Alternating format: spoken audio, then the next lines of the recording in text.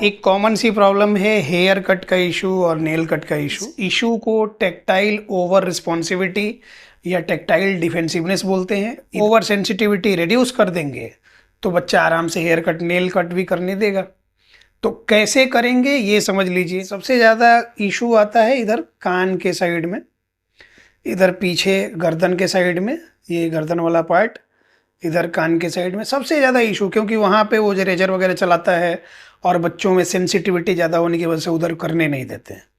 तो इधर में अगर आप सेंसरी ब्रश सही तरीके से यूज करें, जैसे इसमें हम दिखा दें एक डेमो के लिए, ये ब्रश लिया और साइड साइड में कान के पास इस पे चला रहे हैं ऐसे स्लोली स्लोली स्लोली, और एक जगह पे 10 रिपीटिशंस अगर आप कर सकते हैं तो उसी तरह से आप हर जगह, जैसे ये पूरा एरिया कवर किया, ये छोटा डमी है इसलिए आपको पूरा ये कवर कर लेना, लेकिन बच्चों में तो थोड़ा बड़ा सिर है तो उस हिसाब से तो वो कवर जितना कर लिया उस एरिया को छोड़ के फिर दूसरे जगह, फिर ये सारे में ऐसे घुमाते घुमाते 10 रिपीटिशंस ऐसा स्लोली स्लोली स्लोली 10 रिपीटिशंस इसमें ये किया।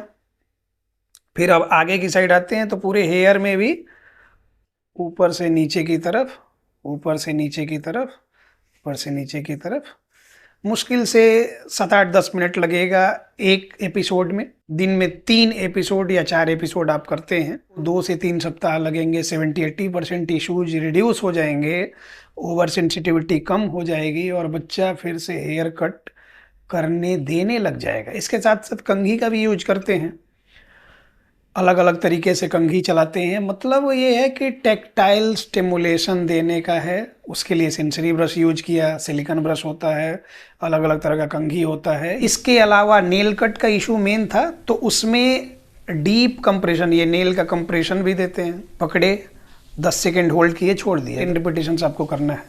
इसके अलावा हेजहॉग पॉड कई तरह की एक्टिविटीज़ में यूज होता है।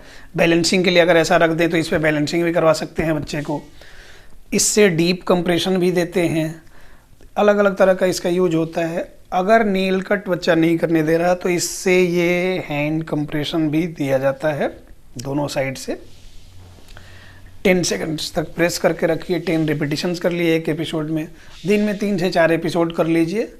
जैसा हमने बताया 2-3 सप्ताह में काफ़ी हद तक इशूज कम हो जाएंगे। ये जो प्रैक्टिकल टेक्निक जो बताया गया करने के लिए आप घर पे यूज कर सकते हैं, इससे आपको दिखेगा कि बच्चे में इम्प्रूवमेंट होने लग गए। लेकिन ये ही फाइनल सॉल्यूशन नहीं होता है, मल्टीपल इशूज हैं, इसलिए मल्टी डिसिप्लिनरी अप्रोच यूज किया जाता है। 100 बच्चे को आप रखेंगे ना, 100 का कह दे कि ऑटिज्म है, फिर भी कुछ ना कुछ सिम्टम्स एक दूसरे से डिफर हो जाएंगे।